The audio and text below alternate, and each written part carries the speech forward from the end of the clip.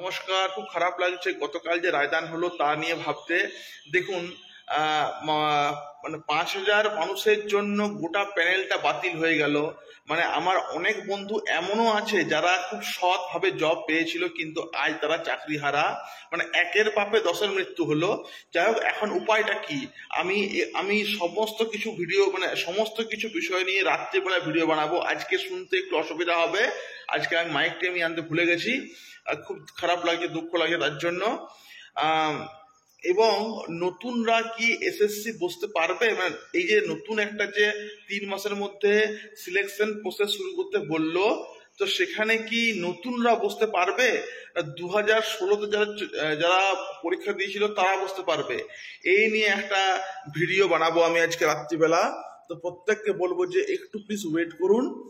প্রথমে বলে রাখি, 2016-র কিন্তু ক্যান্ডিডেট যারা ছিল তারা নিজেদের বইপত্র বার করো আর পড়াশোনা শুরু করে দাও।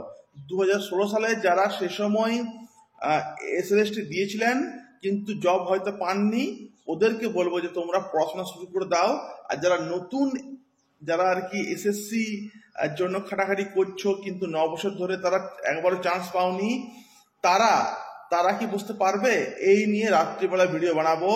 এবং এটাও বলে রাখি আর কি, যদি কোনো চাইছেন, যাদের যেসব শিক্ষক শিক্ষিকারা যারা যোগ্য প্রার্থী, যাদের চাকরি গেল, যদি চাইছেন যে আপনারা আমার সাথে ফোনে যোগাযোগ করবেন বা কোনো ভিডিও আপনারা আমার সঙ্গে শেয়ার করবেন, তাহলে আমার দেওয়া এই নাম্বারে আপনারা আপনাদের ভিডিও কথাবার্তা শেয়ার করতে পারেন। তবে সাবধান, একটু সতর্কতা অবলম্বন করবেন, কারণ খারাপ কথা প্লিজ বলবেন না।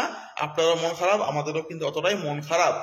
তো প্রত্যেককে বলবো যে রাত্রিবেলার জন্য প্লিজ ওয়েট করো, রাত্রিবেলা ভালো ভিডিও একটা নিয়ে আসছি প্রত্যেকের জন্য। কি সিলেবাস, কি করতে হবে না করতে হবে সবকিছু রাত্রিবেলা নিয়ে আসছি।